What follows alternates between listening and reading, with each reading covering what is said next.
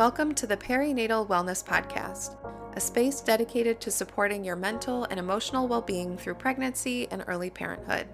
I'm Courtney Schroeder, a licensed therapist, perinatal mental health specialist, and fellow mom. If you're looking for practical tools, helpful guidance, and meaningful conversations to help you feel like yourself again and find more presence and joy in this season of life, you are in the right place. Now let's get into today's episode.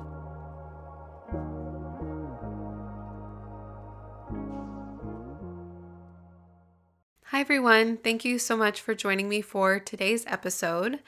Today we are going to dive into the topic of how to self-soothe and regulate negative emotions, or in other words, how you can feel a little bit more calm and settled when maybe you're feeling overwhelmed or irritable, anxious, overstimulated, or maybe just really exhausted. And if you happen to be pregnant or caring for a newborn, there is a lot going on that can just make emotions feel more intense and like they're coming on faster and just more difficult to manage with hormone changes, sleep deprivation, and changing responsibilities just being a few reasons for this. And at the time of recording this, I am actually pregnant myself. I have just recently started the third trimester. And so I'm very familiar firsthand with how different emotions can feel when you're kind of in the thick of one of these big life transitions. So, my hope in today's episode is to give you some skills that you can implement to help you feel more empowered to be able to do something about those feelings that can feel so intense and overwhelming. So, when you're in that moment of stress, I want you to be able to say, wait a minute, I have things I can do to help me feel a little bit differently right now. It may not always feel natural to go against the grain of your negative emotions. There can sort of be a bit of a gravitational pull to them that can almost make you want to stay in them to a certain degree, but we can choose to care for ourselves in a way that can shift some of those feelings. And I want to emphasize that this is really a skill. It's something that's learned, that comes with practice, and it can be a way to show ourselves a bit of self-care. And it's also a skill that helps us behave in a way that's aligned with our values, because when we act in a way that's not really in alignment with how we want to be, it often comes from being in a state of stress. So, for example, if you're feeling overstimulated after a long day, let's say you're trying to make dinner, maybe your kids are arguing over at the kitchen table, and you have another little one maybe pulling at your leg, and you can just feel the frustration bubbling up inside of you, but you don't want to snap at your kids. Taking a moment to self-soothe a bit can make it more accessible for you to respond to them in a way that you want to. Or let's say maybe you've just set a boundary with a family member and you're feeling incredibly anxious and debating taking back the boundary that you just set because you know that that will bring some relief to the anxious feelings. I want to give you tools that will help you manage and sit with that anxiety in a tolerable way so that you can also hold that boundary that's important to you. And then, as an added bonus to all of this, learning these emotion regulation skills will also make it easier for us to model them and teach them to our own kids too. So, this isn't about ignoring how you're feeling, and not every negative emotion needs to be changed or regulated. This is about just giving you some options so that when you want to feel and act differently, you can. And so, today I'm going to discuss a number of ways that you can self soothe. And the idea isn't necessarily for you to have to use all of these, but to kind of have a menu of exercises to choose from so that you can create your own personal toolbox of maybe a few go-to strategies that you like to use and are effective for you. And that comes from a practice of trial and error. So trying things out, seeing what works and what you like, and then over time feeling more comfortable referring to those go-to strategies when you need them. Now, these strategies that I'm going to share are things that we can do on our own to self-soothe or regulate our nervous system. But I do want to make sure that I mention the value also of co-regulation. And co-regulation means that we are able to feel soothed through a connection with someone else, often someone who's maybe feeling a bit more calm or neutral than we may be in that moment. And co-regulation can look like something simple, like talking through something with your partner or maybe asking a loved one for a nice big hug.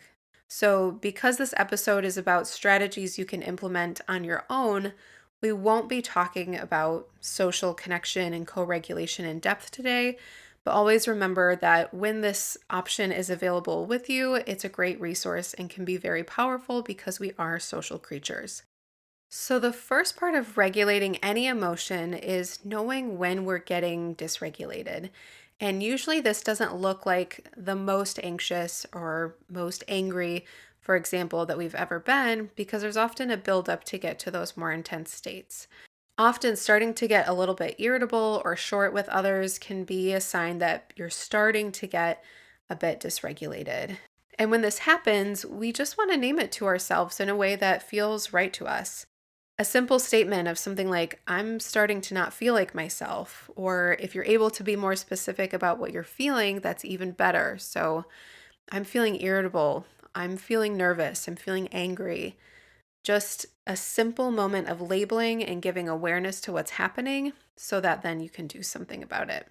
And when you notice this, next I want to invite you just to take a moment to rate on a scale from 1 to 10 how intensely you're feeling whatever emotion that may be, with 10 being the most intense you've ever felt that feeling. And I don't want you to think too hard about this, just go with your initial gut reaction. And as you implement some regulation strategies, being able to check back in on your rating is one way that you can check in to see if that particular strategy was effective for you or not.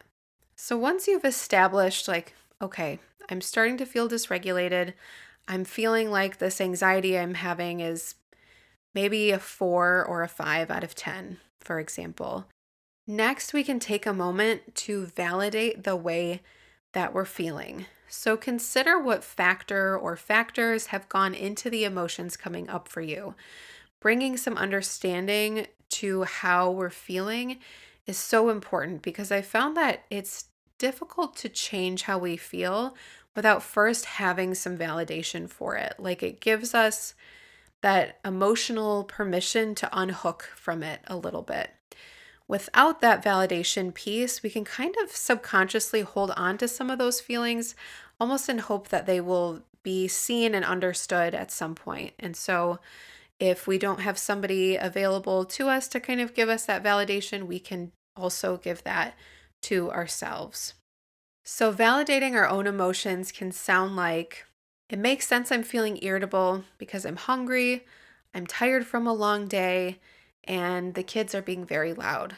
Or it makes sense I'm feeling anxious because I set a boundary with a friend and I'm worried this will disrupt our connection. And feeling connected with this friend is really important to me. So it starts with, it makes sense I feel, and then you can insert whatever you're feeling and list the reason or reasons that emotion makes sense to the best of your ability. And sometimes just those few steps are enough to bring our sense of overwhelm down just a notch. So let's now discuss some exercises and strategies that you can try and implement. And the first few are going to be focused on things you can do in a relatively short period of time. And then we'll go into a few things that you can do when you have a little bit more time. So, first, we can't talk about regulating emotions without discussing breathing. And your breath and your heart rate are connected. And breathing slowly can slow down the heart rate, and breathing quickly can increase the heart rate.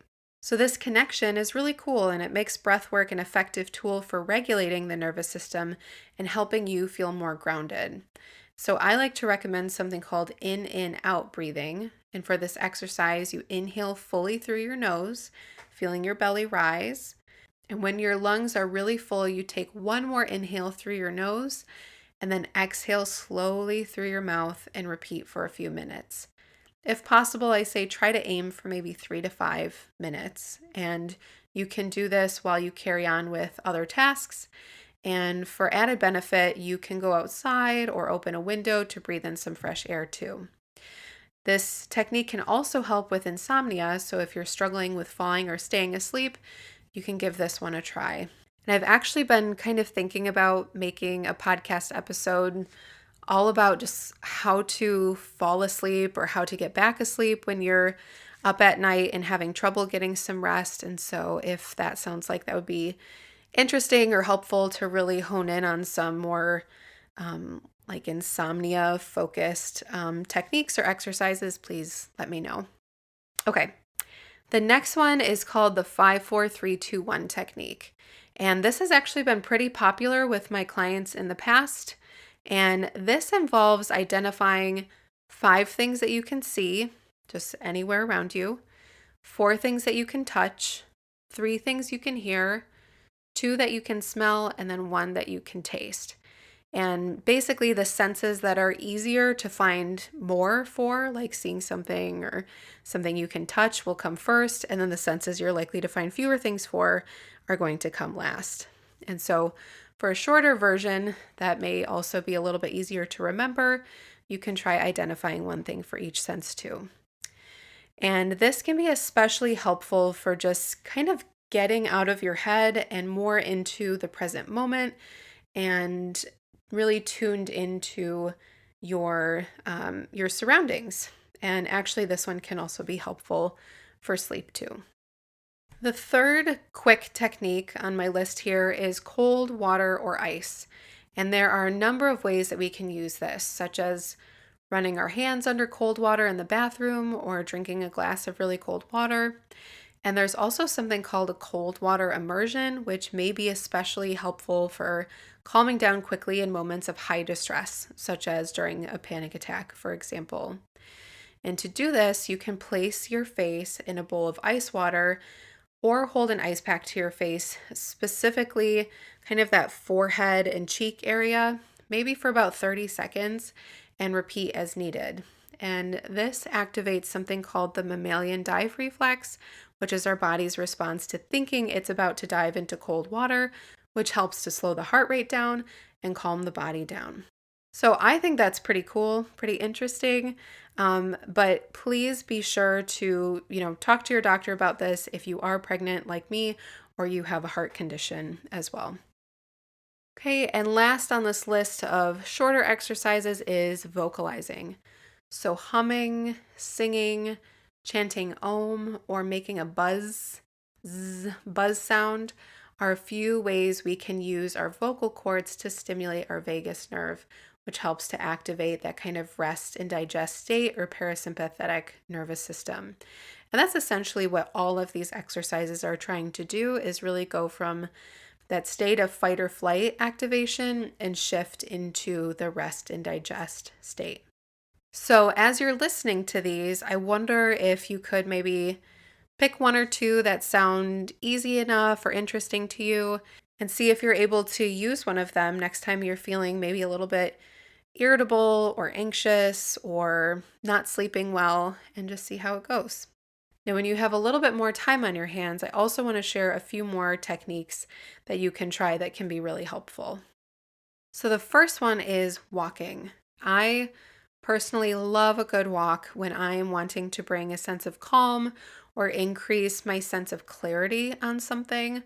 Walking is so great for a number of reasons. Often when we're stressed and we're in a state of fight or flight, what part of the body is doing in this state is gearing up for action, or in other words, fighting something or fleeing. And so we may have increased adrenaline or cortisol building in the body that our body wants and expects to release at some point.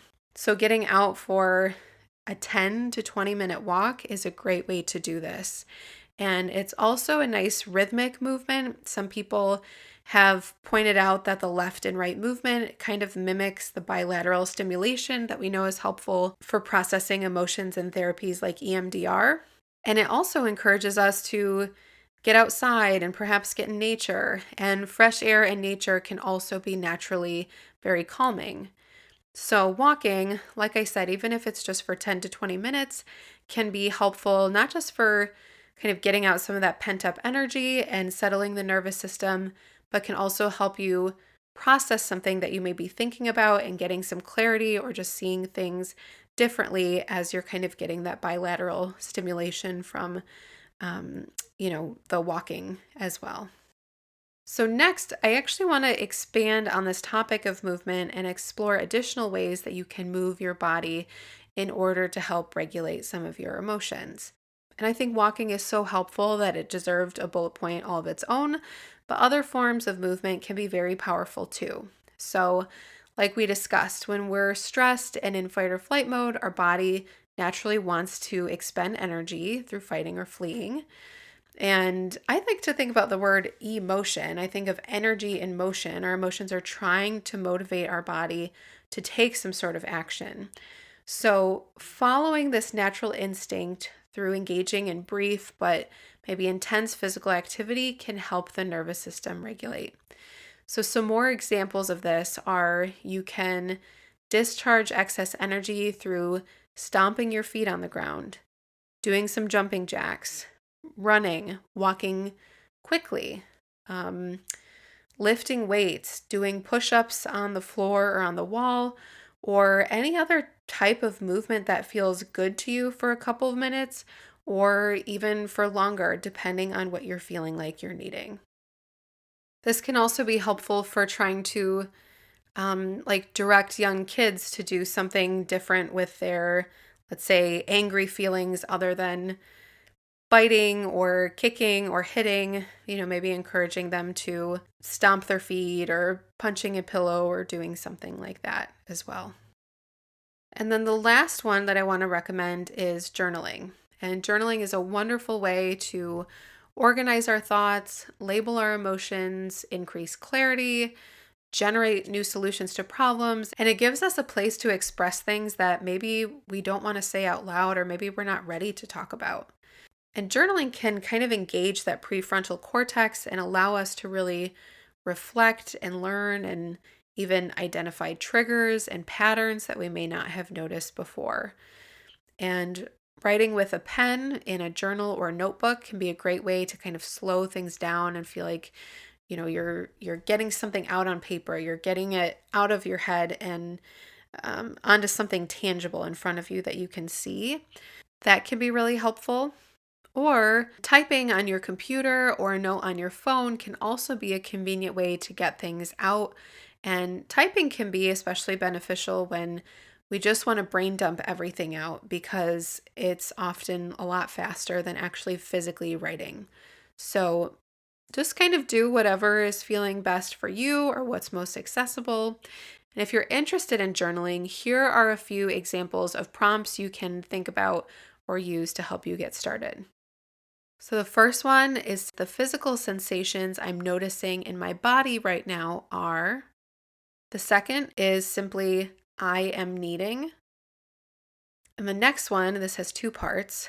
Things I can control include, and things I cannot control include. And then lastly, for the prompts, you may also choose to journal on the idea of maybe validating your feelings too. So, writing down what you're feeling and just using that as time to get practice with identifying the reasons that that feeling makes sense and just the experience of validating your own emotions.